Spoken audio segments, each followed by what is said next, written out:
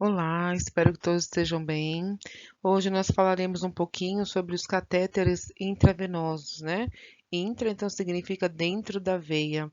É uma aula que tem bastante slides, são 155 slides, porém é uma aula bem expositiva, porque a gente precisa ter uma visualização desses catéteres, né? Então, na verdade, não tem muito o que falar e sim expor. E depois o auxílio com alguns vídeos para saber técnicas de punção, né? E quais são esses dispositivos, tá bem? Nós vamos começar a falar aí sobre intravenosa, né? O que que é a punção venosa? Então, na verdade, essa punção intravenosa ou endovenosa, ela ultrapassa a barreira corporal, então, ou seja, ela estabelece uma conexão entre o meio externo e a corrente sanguínea, tá? Então, nós temos que tomar alguns cuidados para essa punção, exatamente por conta dessa barreira que a gente perfura a pele do paciente, e nós introduzimos esse catéter até a corrente sanguínea. Ou seja, eu posso levar bactérias, né, micro-organismos para a corrente sanguínea desse paciente.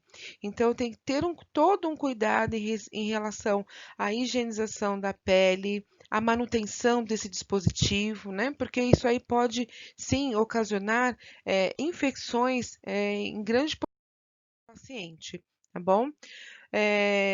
O próprio organismo por si só, ele já acredita que a punção, quando o dispositivo está lá dentro, ou seja, ele não deveria estar, então o organismo entende que aquilo é um corpo estranho, então ele tem uma reação adversa na tentativa de tentar expulsar, porque ele entende que não tem que estar ali aquele dispositivo. Então, na tentativa de expulsar, ele acaba, às vezes, aumentando a questão do nosso mecanismo de defesa e, com isso, aumenta a circulação no local e pode ocasionar, por exemplo, uma flebite. Então, considerar sempre a questão dos sinais que essa punção ela nos apresenta, tá? Tanto os chamados sinais flogísticos, né? Então, eu tenho que conhecer o risco, né? Quando eu vou fazer a punção, eu tenho que saber avaliar todo o paciente. Então, conhecimento dos meus riscos, eu tenho que ter habilidade para poder realizar essa punção, eu tenho que selecionar um dispositivo adequado para aquela veia. Então, não adianta eu pegar uma veia de baixo calibre e colocar, né, uma veia fininha e colocar um calibre grosso, grande. Então, a hora que eu coloco introduzo esse calibre, ele pode acontecer de estourar a veia. Aí vem os hematomas do paciente, né, causa também desconforto para ele, o que não é, né? Então, eu tenho que olhar, né, mais uma vez, quanto ao tamanho, a matéria-prima, a forma, a superfície interna ou externa. Eh, o que que eu tenho, quando eu falo assim, tamanho, matéria-prima, primeiro, se tiver com alguma alteração, se tiver aberto, fora da data de validade, tudo isso eu não vou utilizar, tá bom?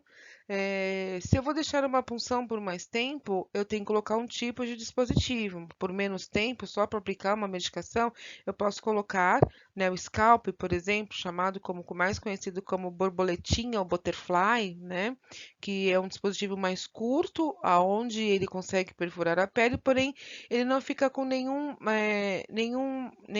adesivo.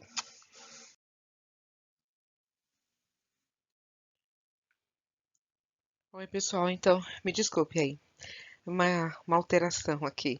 Então, em relação aos catéteres, eles podem ser verificados através do tamanho, matéria-prima, a forma, a superfície, a inertividade, paredes lisas, se tem muita resistência, pouca resistência, e espessura das paredes.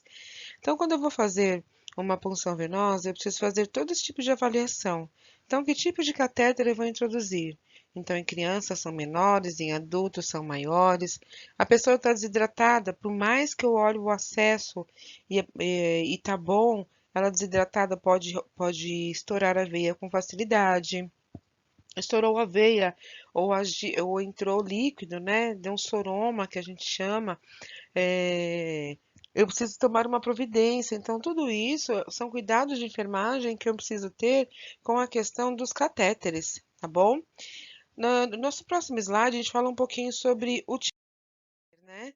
Então, eu tenho uma que é agulha por dentro, utilizada em punção venosa periférica. Quando eu falo periférica e venosa, é veia e periférica. Então, competência técnica auxiliar, técnico e enfermeiros podem realizar a punção, tá bom? Já a catéter central, que é o do lado, é um pouquinho mais extenso, essa punção central, só quem pode fazer é o médico. Nós vamos auxiliar quanto à introdução desse catéter, tá bom? Quando a gente tira a agulha, fica um silicone por dentro da veia, não vai ficar a agulha lá dentro, fica apenas um silicone, tá bom? Para que o paciente possa ter um pouquinho mais de mobilidade. Então, se esse paciente está internado, vai ficar numa observação, então eu vou fazer o quê? Eu tento colocar um catéter que ele fique com uma extensão de silicone por dentro, tá? E não um de ferro, que é o caso do scalp, tá bem? A questão dos periféricos, vamos lá. Então, o que são catéteres periféricos? São curtos, tá? Utilizado na terapêutica de intravenoso ou endovenoso, para coleta de sangue, para administração de medicamentos, né? Então, eu tenho a questão aí, tem uma foto, né? E nessa foto aqui, né, eu tenho o catéter chamado Butterfly, borboletinha, mas o nome dele mesmo é Scalp, tá bem? Então, ele é um catéter onde ele tem uma extensão de ferro, tá? E ele é curtinho, então ele atinge uma pequena extensão. Normalmente eu não deixo na veia do paciente, porque ele movimentando eu posso transfixar a veia do paciente, tá bom? Ó, ele está aqui novamente, ó, catéter tipo borboletinha, butterfly, tá bom? Eu tenho a butterfly de mandril, tá bom? Que é um catéter é um pouquinho mais flexível, ele é um pouquinho maior, usado é, em funções maiores. E a questão do gelco, que é o que eu falei, que aqui tem agulha, tá vendo? Esse daqui é agulha, tá? E este daqui é a parte siliconada. Então, isso aqui, esse daqui, vai ficar dentro da veia do paciente, tá? Esse aqui. E essa agulha, ela sai, tá bom? Depois nada, ela serve apenas de fio guia. Então, quando eu falar o calibre do gel, tá? Eu tenho que entender o quê? Tanto do gel, quanto do scalp, da agulha. Então, quando eu falo, por exemplo, que a agulha é 40 por 12, significa que ela tem 40 milímetros, né? 40 milímetros de comprimento e 12 milímetros de circunferência, tá? Então, você pega uma 25 por 8, por exemplo, e uma 35 por 8, o que vai mudar é o tamanho da agulha, né? De 25 para 35. Mas a circunferência é a mesma, tá? O diâmetro da agulha, ele é o mesmo.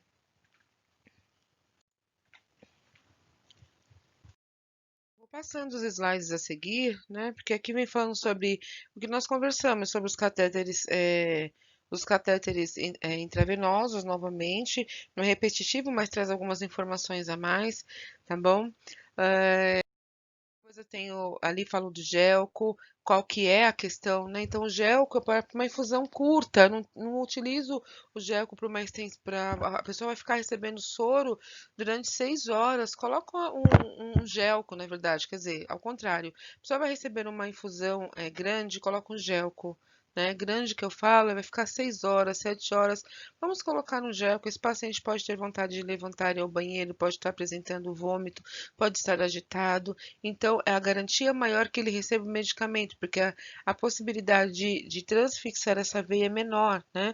Se eu coloco um scalp, o paciente começa a se movimentar, eu posso romper essa veia. Que a gente coloque sempre uma, um gelco, tá? Que está aqui, por exemplo, mais uma vez, a questão do gelco, tá? Nós temos os tipos de conectores, então toda vez que a gente pensa, nós temos o Lure Lock e o Lure Sleep. O que que é Lure Lock e o que que é Lure Sleep? Tá? Então, o Lure Lock é uma conexão mais segura, onde eu giro, como se tivesse uma rosquinha, um parafusinho. Então, eu giro a conexão para conectar, por exemplo, o gelco com o coequipo, ele tem essa rosquinha e eu giro. O Lure Sleep é uma ponta, como se fosse a sininha, ela tem uma pontinha só. Então, eu só conecto e eu não giro.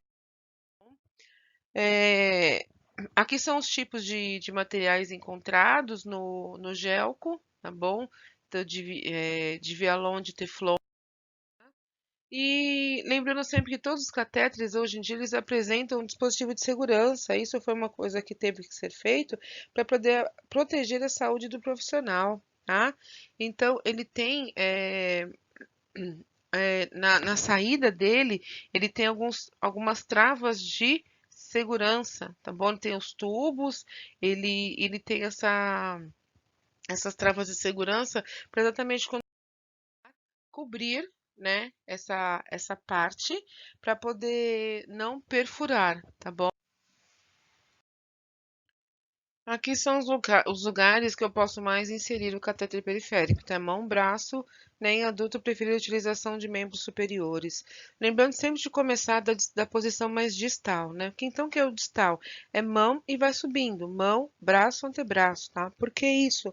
Porque as veias, elas se encontram, elas se encontram, elas vão só aumentando. Então, se eu pego, por exemplo, uma veia em fossa cubital, que é no meio do braço, e ela estoura, eu já perdi o braço dali para baixo, tá? Então tem que ser dali para cima.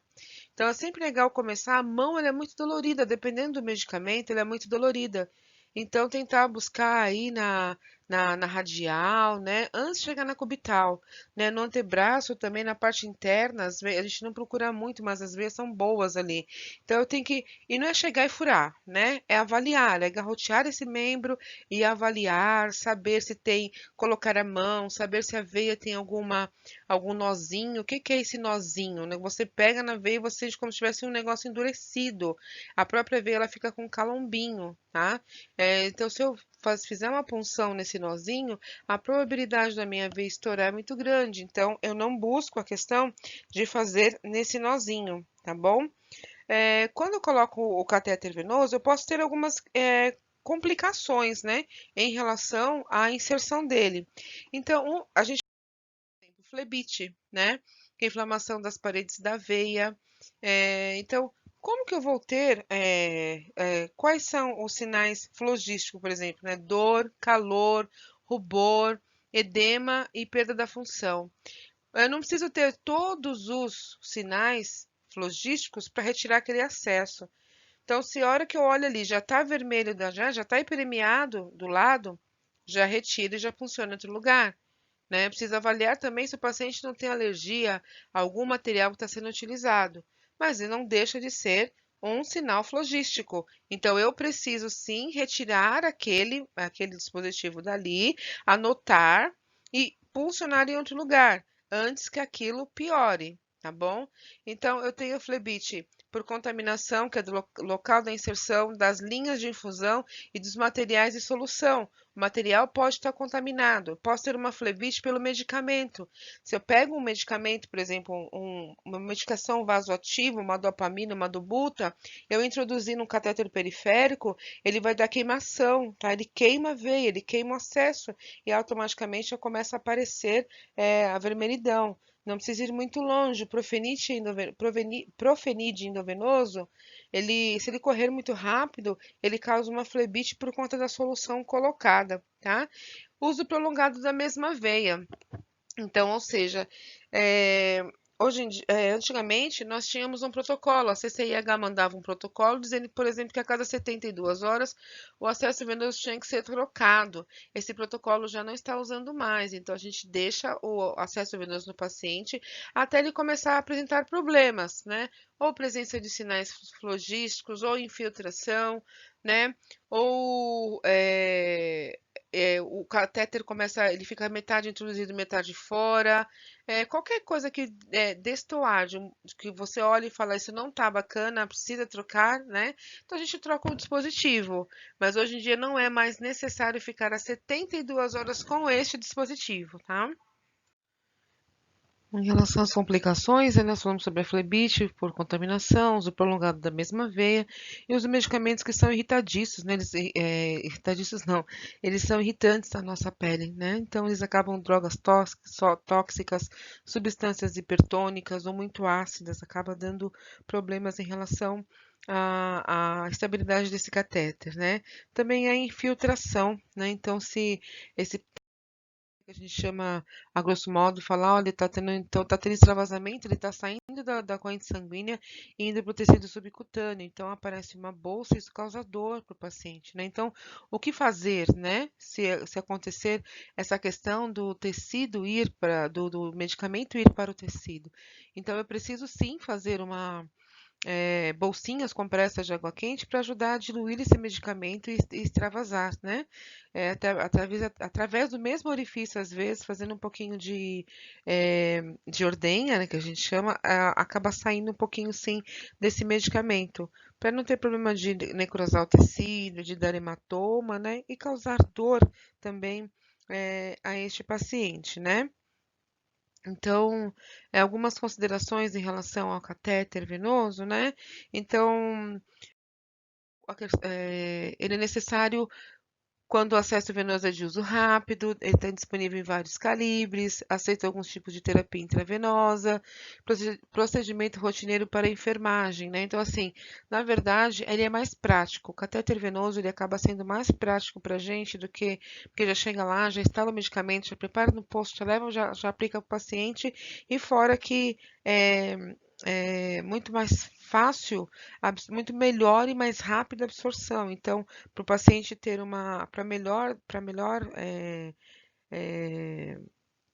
ganho do paciente, né? Para que ele tenha uma melhor cura em relação à doença dele, as medicações intravenosas têm maior efetividade, tá bom? Eu tenho algumas desvantagens também que eu posso, em relação ao catéter venoso.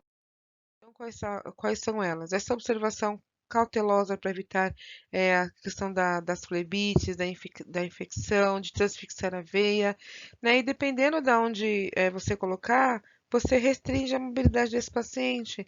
Então, você coloca ele no dorso da mão direita. O paciente usa a mão direita para se alimentar, usa a mão direita para escovar os dentes, para se higienizar. Então, ele acaba trazendo algumas complicações em relação a em alguma, em alguma questão à mobilidade do paciente, tá bom? Acaba atrapalhando um pouquinho. Em relação que eu tenho que ter do ósteo da inserção. Esse ósteo da inserção é o lugar que foi feito, o lugar que foi introduzido. É ali que vai apresentar normalmente os sinais flogísticos, né?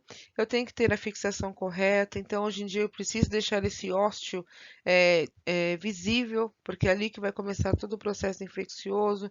Então hoje é feito com fitas e filme de uma forma adequada, né, para poder olhar melhor. Tem que ser salinizado o acesso, né? Se caso necessite para manter, ele vai receber uma medicação às 2 e outra às 6. Então, não posso só fazer a medicação, tem que fazer a medicação, salinizar o acesso, né? E depois, novamente, realizar o medicamento. E a cada medicamento, salinizar esse acesso venoso. Toda vez que eu vou colocar o acesso, eu preciso colocar o meu nome, preciso colocar a data que eu fiz a punção e preciso colocar o período. Então, eu vou colocar Mônica, tarde, 14/9, tá bom? Para que as pessoas identifiquem quando foi puncionado aquele acesso, tá bom? Mais uma vez, tem que ter cuidado com manipulação do curativo, dos conectores. Então, o conector encostou no chão, eu preciso trocar. Por mais que o chão esteja limpo, eu preciso trocar aquele equipo, porque ele encostou no chão, pode trazer bactérias, levar bactérias ou micro-organismos para a corrente sanguínea desse paciente, tá bom? Então, aqui está marcando, ó, trocar a cada 96 horas, tá? Só que a gente vai olhar o protocolo do hospital, tá bom? Então, isso aqui é o que fala que pode ficar em excesso, mas eu preciso observar o protocolo os catéteres venosos centrais, eles são utilizados com uma via de acesso mais profundo. Então, nós vamos ver num próximo desenho, onde vocês vão perceber que o catéter ele vai ficar inserido com a ponta dele na musculatura cardíaca. Tá?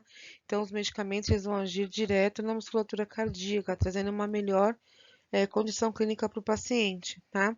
Mas eu posso colocar soro, posso colocar medicamentos, sangue, hemoderivados, quimioterapia, tá? Coleta de sangues laboratoriais, tá? Então, normalmente ele é de 2 ou 3 vias. E eu posso utilizar essa via como para administrar tudo no paciente. Se o paciente tem um catéter venoso central, ele não precisa ter necessariamente o periférico, ele vai ter só o central. Até mesmo porque já decidi passar o central porque ele está com algum problema de passar o periférico, tá bom? Aqui foi o que eu falei, tá vendo? Aqui eu tenho a finalidade e aqui vem o sistema, né? Da onde ele vem e ele chega aqui na musculatura cardíaca no meu átrio direito, tá bom? As indicações para o catéter, esse paciente precisa desse catéter, ele precisa de uma terapêutica intravenosa eficiente, ele está com uma rede venosa de punção difícil, tá? E ele precisa, às vezes precisa até colher exames a cada 2, 3 horas, ali a gente já consegue coletar exame, não precisa ficar perfurando este paciente a todo tempo. Aí o paciente vai fazer hemodiálise, ainda não tem flebite, não tem, flebite não, ainda não tem a eu esqueci o nome, gente. Mas é a fístula, tá? Não tem a fístula no braço, não foi indicado, não é indicado. É provisória essa hemodiálise porque parou alguma função renal.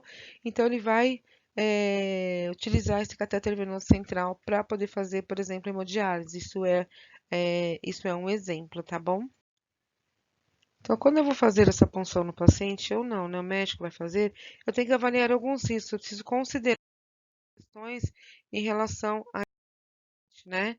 Então, o que considerar na opção do catéter venoso central? O diagnóstico do paciente. Então, eu não vou passar um catéter venoso central se ele está com difícil acesso, mas ele vai ficar mais um dia no hospital. Eu tento verificar uma outra via para ver se ele pode tomar intramuscular, se ele pode tomar via oral, né? Qual outra via que eu posso fazer com esse paciente? As condições clínicas dele, é uma invasão, né, que eu estou fazendo com o paciente. Então, dependendo das condições clínicas dele, esse paciente ele vai ter muita dor, ele não vai aguentar a punção, porque ela é dolorida, tá? E preciso realmente ver a necessidade de colocar recursos financeiros disponíveis. Então, depende de onde eu estou, esse catéter vai ser colocado ou não. Falo em relação ao hospital público ou particular, tá? Se tem realmente necessidade, então tem que realmente ver a terapia, o que esse paciente vai usar, ele realmente precisa, né, dessa função central, né? Então, vai avaliado, então precisa, né? Habilidade do pessoal, ou seja, auxiliar técnico de enfermagem, eles têm que ter habilidades para conseguir fazer o curativo. O curativo no catéter venoso central, ele é estéril, tá? Então, tem que saber manusear, tem que saber fazer a salinização, tá bom? Ou tem médico que pede para colocar heparinização, dependendo do paciente. Então, a gente tem que saber lidar com o catéter venoso central, porque uma coisa é nós perdermos o acesso venoso periférico, outra coisa é perdermos o catéter venoso central, que é um custo, é um gasto, é um sofrimento para o paciente, precisa do médico para passar o central, né? E é toda uma burocracia se a gente acaba perdendo por falta de habilidade em manusear esse catéter, tá bom? Depois eu vou trazer algumas fotos dos tipos de catéteres, tá bom? Aqui, o catéter venoso central, tá vendo a punção dele, vem como se fosse com fio guia. Ele é introduzido aqui nessa porção, tá? Tem médico que prefere passar daqui do braço, tem médico que passa direto daqui, tem médico que começa daqui, tá bom? Depende muito do médico. Isso aqui é um porte-à-carte, tá? É um botão, tá vendo? Parece um botãozinho aqui embaixo, tá? E é colocado, quando ele fica com o botãozinho na pele do paciente, fica mais ou menos em cima da linha mamilar direita, tá? Aqui em cima assim, ó, fica um botãozinho.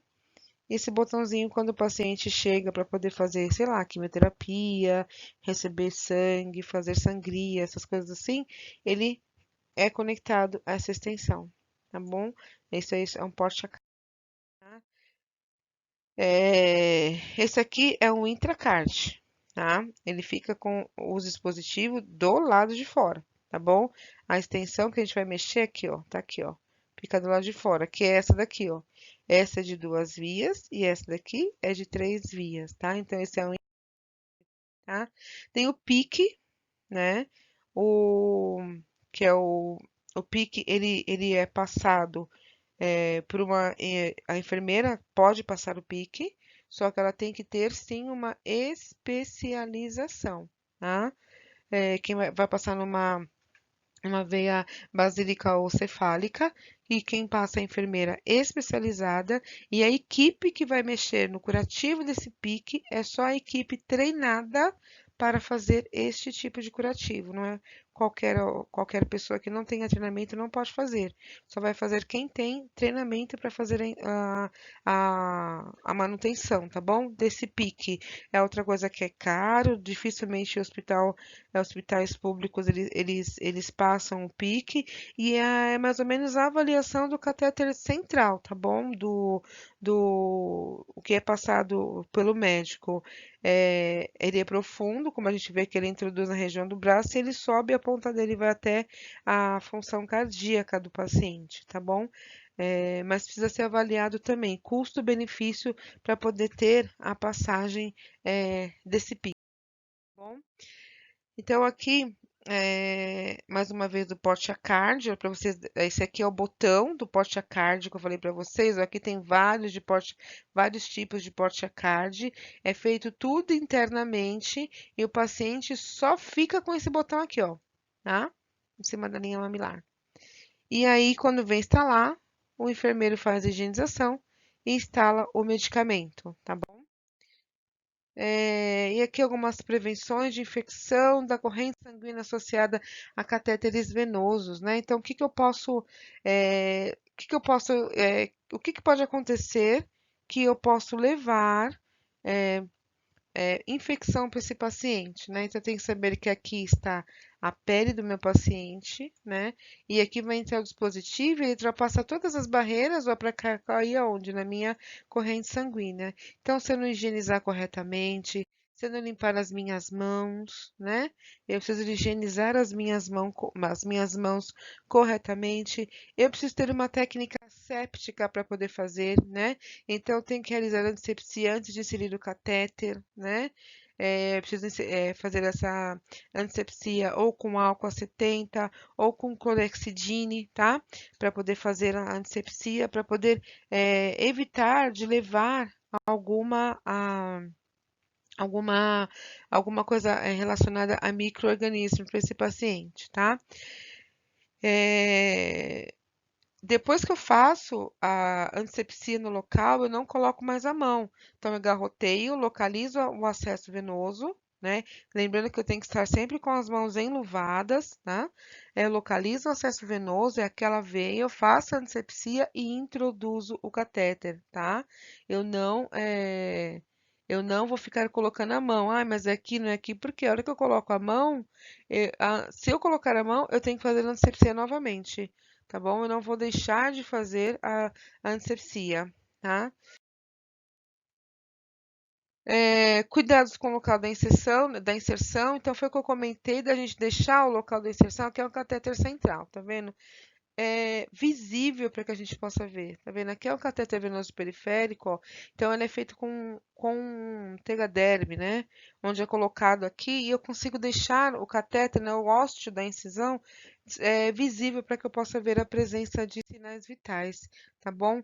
Então eu tenho que inspecionar, eu tenho que remover se tiver flebite, mais uma vez aqui a cada 96 horas, mas eu reforço que eu vou olhar mediante as condições do hospital, o que que a CCIH disse que eu preciso fazer, tá? O que que é priorizado por aquele hospital, tá bom? Então, aqui eu tenho um catéter central, né? Ó, mais uma vez, a questão do catéter central. Eu tenho que manusear isso com muito cuidado, com luva, com mão higienizada, passar água 70 para poder. Então, normalmente é cheio de torneirinhas, né? Às vezes tem uma, duas, tem 5 torneirinhas aqui para aumentar a quantidade de vias para poder mandar medicamento para esse paciente. Então, cada vez que eu uso, eu tenho que passar álcool. Eu não posso manter nenhuma torneirinha aberta em contato com o paciente. Eu tenho que usar tampinha, tá? Então, tem que ter alguns cuidados para evitar a questão da infecção, tá? Então, mais uma vez, sobre os cuidados, uso técnica asséptica, dar preferência a sistemas fechados de infusão, né, antisepsia com água 70, observar turvação, fendas, perfurações, né? Manter o sistema de infusão sempre fechado, administrar medicação em local próprio, trocar equipos simples, buretas, né? Trocar o sistema de infusão. Então, quando a gente fala trocar o sistema de infusão, então esse paciente, o equipo, ele vai ter uma durabilidade. Então, tem medicamento que você vai fazer e o equipo já não vai mais poder utilizar para uma outra medicação, porque não pode utilizar. Ele precipita a medicação que vai vir a seguir. Então, ele é utilizado por aquela medicação e jogado fora. Tá? Outros coloca lá, então tá usando uma dopamina no paciente, instalou ela hoje às 8 horas da manhã. Amanhã, às 8 horas da manhã, precisa retirar toda essa extensão da equipe, porque ele tem uma duração de 24 horas. Mais uma vez, é algo priorizado aí pela questão da CCIH, tá bom? Nós vamos falar agora um pouquinho sobre a monitorização hemodinâmica do paciente, né? Qual que é a importância dessa monitorização? Então, monitorização é o uso do aparelho, né, para deixar esse paciente que a gente fala, está monitorado. Então, ele está com os eletrodos no corpo, tá? E esses eletrodos, eles vão trazer os sinais vitais do paciente, né? Então, a gente vai conseguir determinar hemodinamicamente falando como esse paciente está, através da pressão arterial, da temperatura, do pulso, né? Que são os batimentos cardíacos. Eu consigo saber como esse paciente está hemodinamicamente falando, tá? E eu preciso realmente descrever para evitar agravos, né? Então, eu tenho algumas definições e conceitos em relação a isso, né? Então, o paciente criticamente doente, né, é o paciente com risco de descompensação, ou aquele fisiologicamente instável, ou seja, é um paciente que você olha, ora a pressão dele está marcando 20 por 13, né, 200 por 130, com os batimentos de 160, daqui a pouco ele tá, tô chutando, tá, gente? Daqui a pouco ele tá com uma PA de 110 por 50.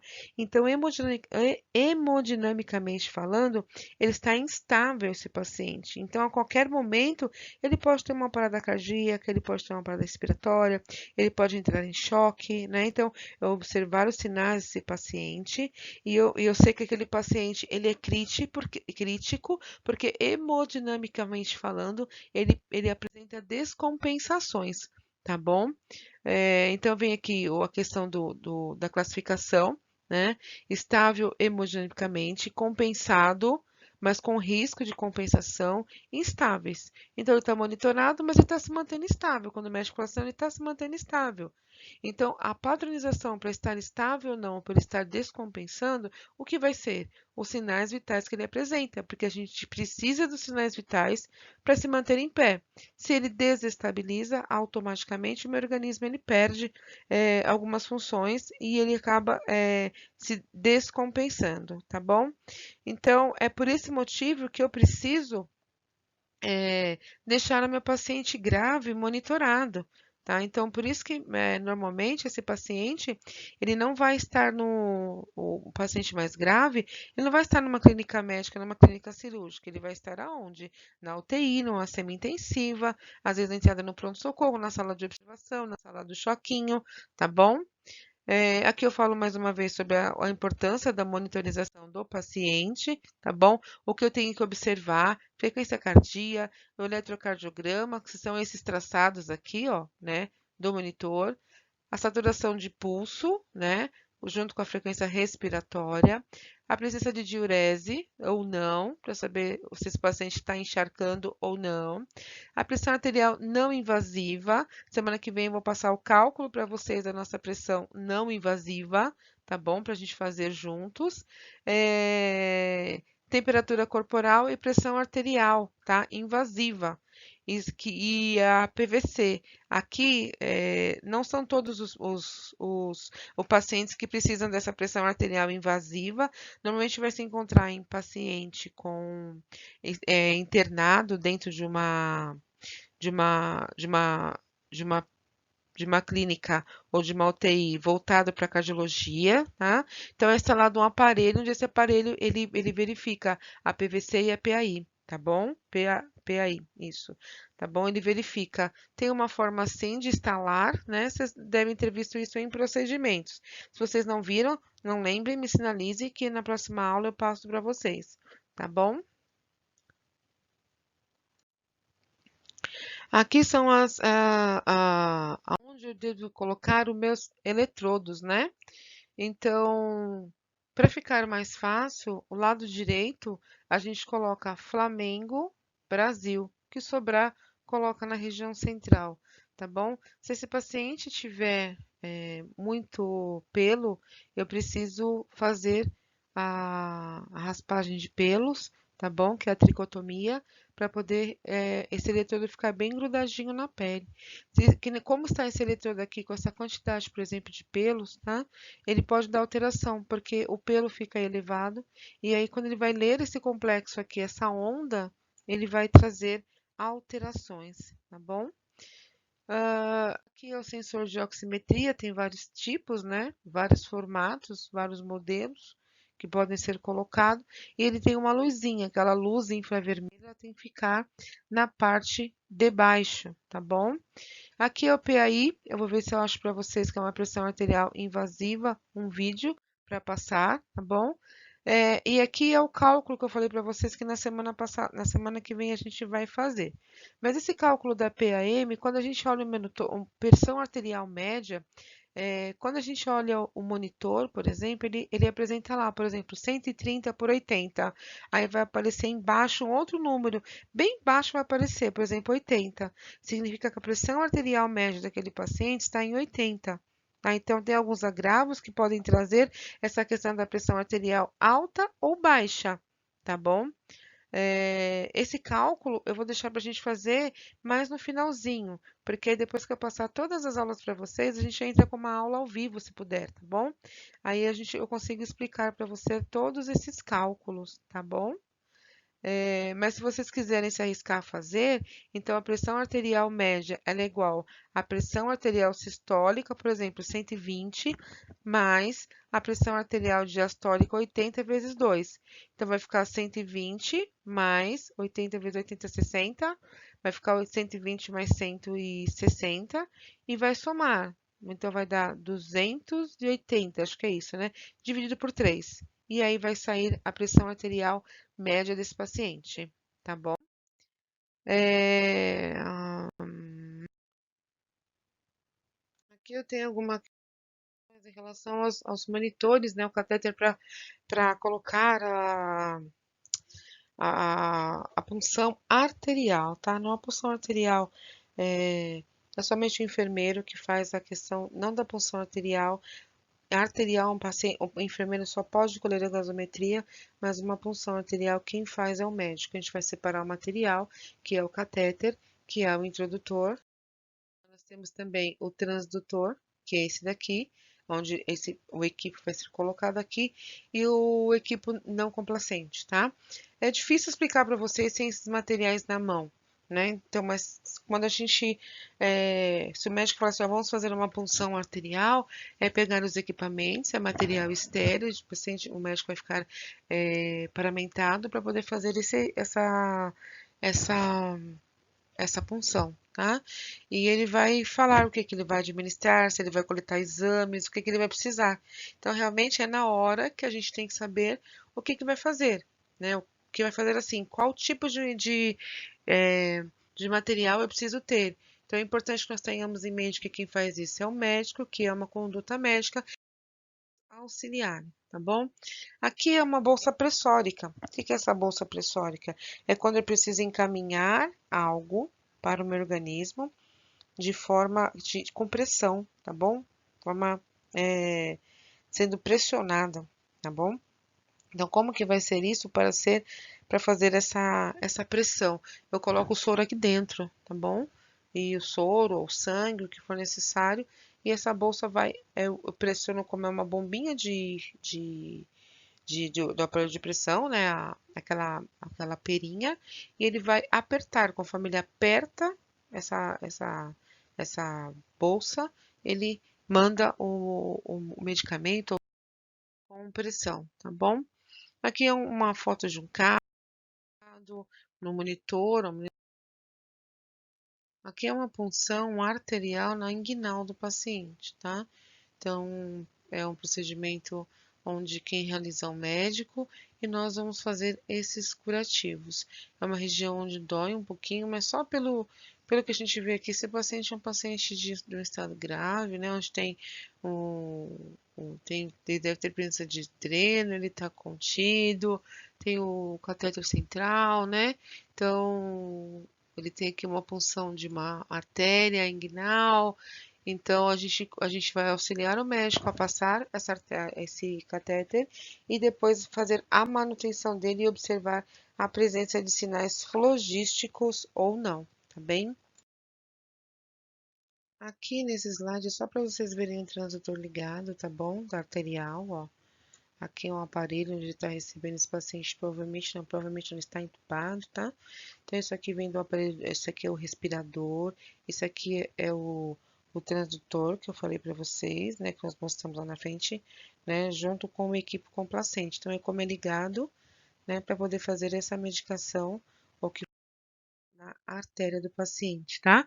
Então, aqui esse paciente está ligado em um respirador, isso aqui é um respirador, isso aqui é um monitor cardíaco, tá bom? Então, isso aqui são as ondas, que vai ser aqueles eletrodos que a gente coloca, aonde onde aparece essas ondas do paciente, tá bom? Mais a uma, deixa eu voltar aqui, ó, tá? Esse aqui é um monitor, tá bom? Para poder verificar, eu ligo os cabos, né? Para poder verificar as ondas do paciente, cardíaco, só de perto, tá bem? Já com as ondas aqui dos tá conectado. Aqui que eu falei para vocês, ó, tá vendo a frequência cardíaca 73, tá? Aqui tá vendo, ó, 132 por 50. Então, isso aqui é a pressão arterial. Esse é o traçado da pressão arterial dele, tá bom? E aqui é a pressão arterial média, esse 82 aqui. Esse é a pressão arterial média, tá bom? Esse aqui é a saturação. 100%, por que 100%? Esse paciente está entubado, tá? Então, ele vai ter realmente uma saturação aí de 100%. Se não tiver, eu preciso realmente observar o que está acontecendo para a saturação não dar 100%, tá bom? Então, aqui mais uma vez está falando da PAI, tá bom? Mais uma vez o monitor cardíaco. E aqui são as ondas do nosso complexo, né? Então, eu tenho aqui a subida sistólica. Isso aqui é quando é a questão da pressão arterial, tá vendo? A subida sistólica, o pico, aí vem a descida, né? A comissura de crótica. Eu não vou entrar em detalhes na leitura do eletro, tá bom, pessoal? A gente só tem que saber se o seu complexo está sendo feito de forma correta. Então, esses quadradinhos, ele tem um motivo, tá bom?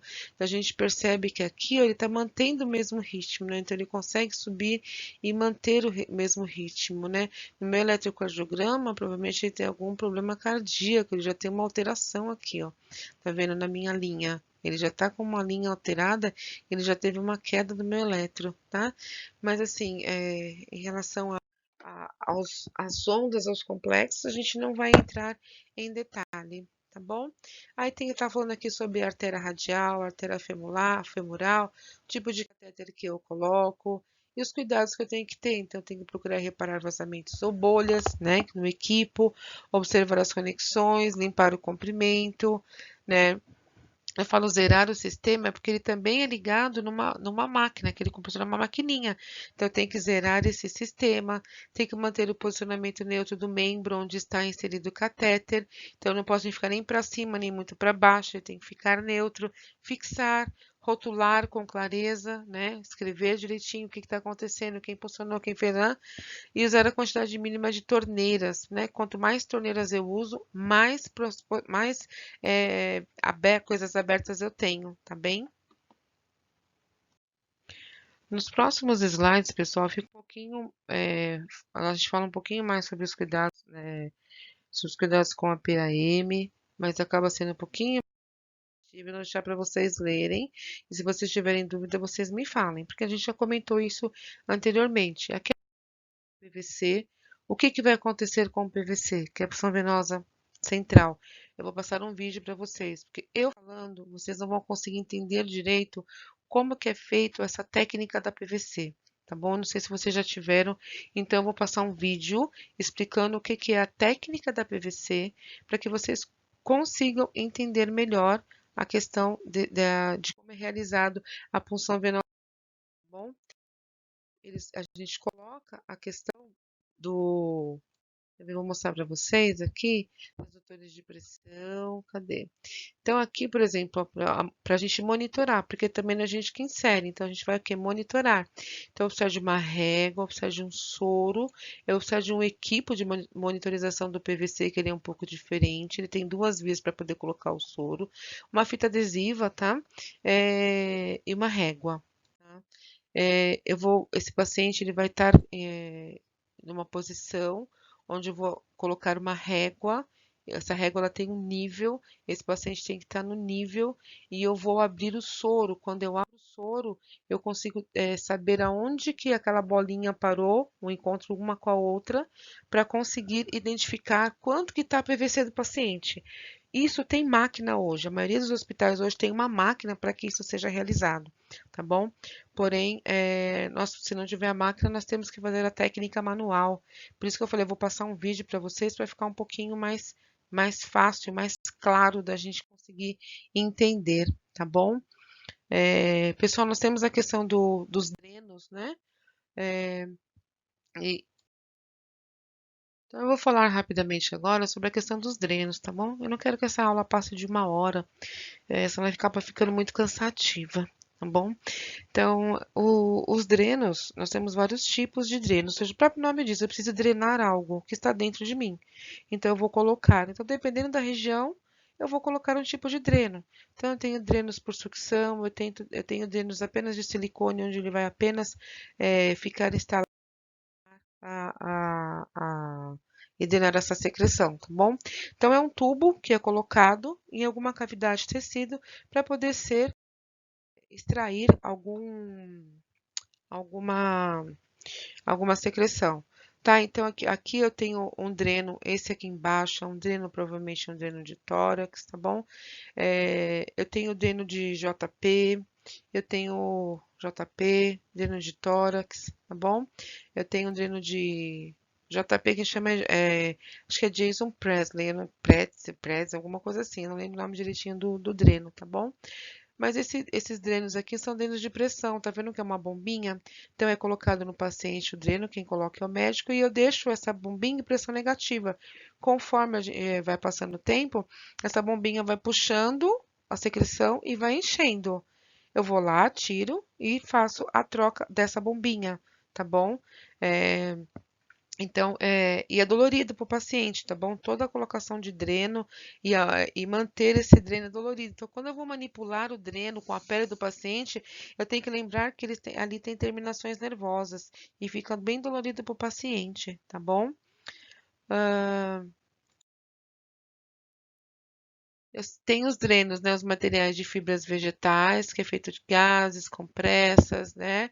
É, e a de borracha e plástico, tá bom? Então são mais tiras enrugadas e estendidas, por exemplo, penrose. Então o dreno de penrose, ele lembra uma bexiga, tá? Ele não é duro, então normalmente ele não dói quando ele tá do paciente, tá? Então eu tenho vários tipos de dreno. Eu tenho quanto a capilaridade, que é o dreno de penrose, tá bom? Esse daqui. Eu tenho a gravitação, que não é de sucção, é o dreno de tórax, então eu tenho que deixar abaixo do tórax do paciente. E eu tenho esse daqui, que é o de sucção, né? Que é o de Penrose, não, desculpa, é o de J. Presley, é o de Ah, não lembro os nomes. Eu vou pegar o nome dos drenos e já passo para vocês, tá bom?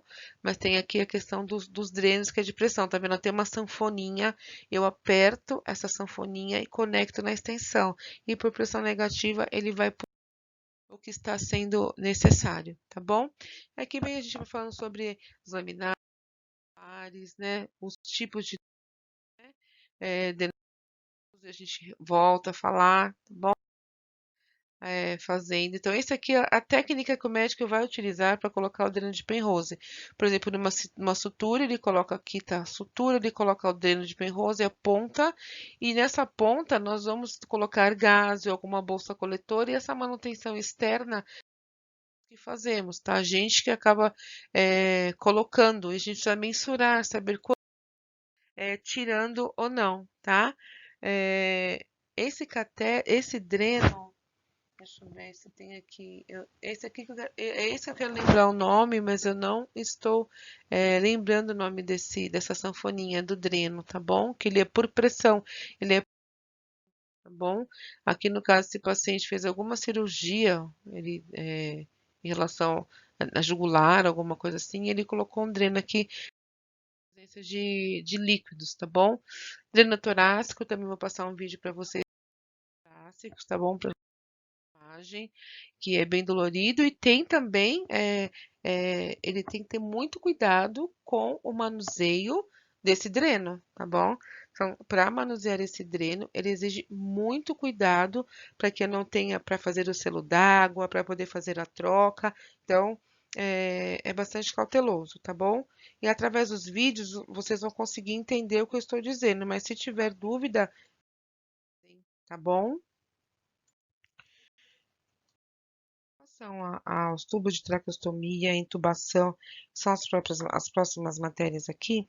Eu vou passar vídeos para que vocês entendam e associem junto com